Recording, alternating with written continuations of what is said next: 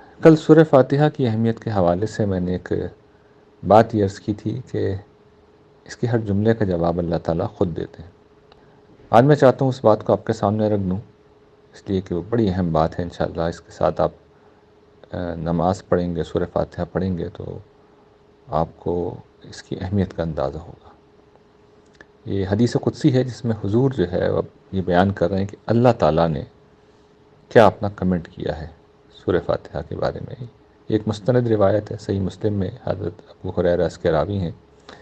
اس میں حضور نبی کریم صلی اللہ علیہ وسلم ارشاد فرماتے ہیں کہ اللہ تعالیٰ ارشاد فرماتے ہیں، قال اللہ تعالیٰ قسمت الصلاۃ بینی و بین عبدی نصفین، کہ نماز کو میں نے اپنے اور اپنے بندے کے درمیان آدھا آدھا بانٹ دیا ہے۔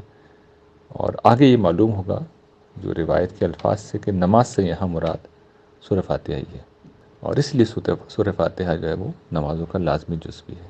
یعنی یہ وہ ذکر ہے جو قرت کے پہلو سے لازمی ہے، اس کے بغیر نماز نہیں ہوتی۔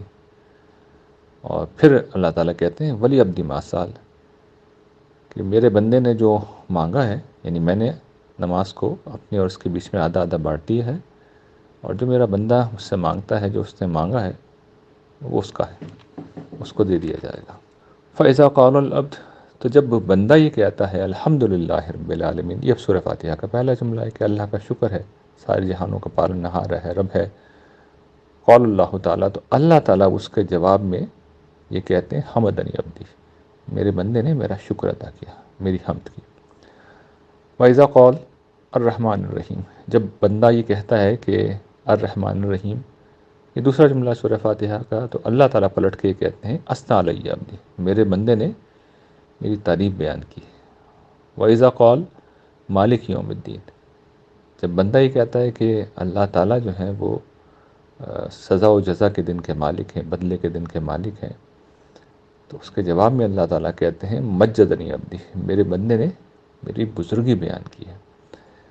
تو یہ اعترافات ہیں گویا کہ، یعنی ادھر آپ اپنی زبان سے ایک جملہ نکال رہے ہیں اور ادھر سے اللہ تعالیٰ اسے قبول کر رہے ہیں، شرف قبولیت ادا کر رہے ہیں، یعنی آپ کی حمد کو، آپ کی ثنا کو، آپ کی خدا کی بزرگی بیان کرنے کے عمل کو وہ شرف قبولیت ادا کر رہے ہیں۔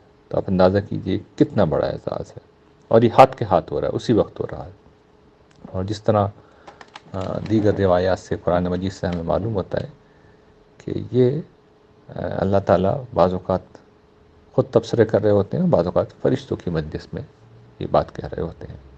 اس کے بعد جب بندہ اگلا جملہ کہتا ہے ایاک نعبد و ایاک نستعین، ہم تیری عبادت کرتے ہیں، تو اس سے ہی مدد مانگتے ہیں، تو اب دیکھیے اس پہ بڑا ہی خوبصورت اور لطیف تبصرہ اللہ تعالیٰ نے کیا ہے۔ فرماتے ہیں ھذا بینی و بین عبدی ولی عبدی ما سال، یہ میرے اور میرے بندے کے بیچ ہے، اور جو میرے بندے نے مانگا اس کا ہے، اس کو مل گیا۔ یعنی عبادت اللہ کے لیے، ایاک نعبد، ہم تیری ہی عبادت کرتے ہیں، تو اللہ تعالیٰ کہتے ہیں یہ میرے لیے ہے۔ اور ایاک نستعین، اور مدد بھی تجھ سے مانگتے ہیں، تو مدد وہ اپنے لیے مانگ رہا ہے، تو وہ میرے بندے کا ہے، آدھا میرا ہے آدھا بندے کا ہے۔ تو جو عبادت ہے وہ تو میں نے قبول کر ہی لی، پیچھے تبصرے وہ یہی کیے اللہ تعالیٰ نے، لیکن اب میں یہ کہہ رہا ہوں کہ جو بندے نے مانگی ہے، یعنی مدد مانگی ہے، تو مدد اب اس کو دے دی جائے گی۔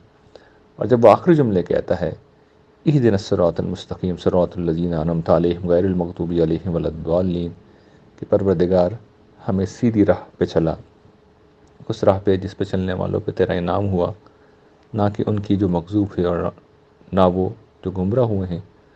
تو اس کے جواب میں اللہ تعالیٰ کہتے ہیں ھذا لی عبدی ولی عبدی ما سال، یہ تو میرے بندے ہی کے لیے ہے، اور جو اس نے مانگا ہے اس کو دے دیا گیا ہے۔ یعنی اس نے کیا مانگا ہے؟ صراط مستقیم کی توفیق مانگی ہے، انعام مانگا ہے، غضب سے بچنا چاہا ہے، گمراہی سے بچنا چاہا ہے، تو اس بندے کا ہو گیا، اس کو دے دیا گیا ہے۔ تو اس احساس کے ساتھ، تو پچھلی دفعہ جو میں نے کچھ عرض کیا تھا کہ سورہ فاتحہ کا یہ مفہوم ہو واضح ہے اور یہ احساس ہو، تو پھر نمازوں کا کیا کہنا۔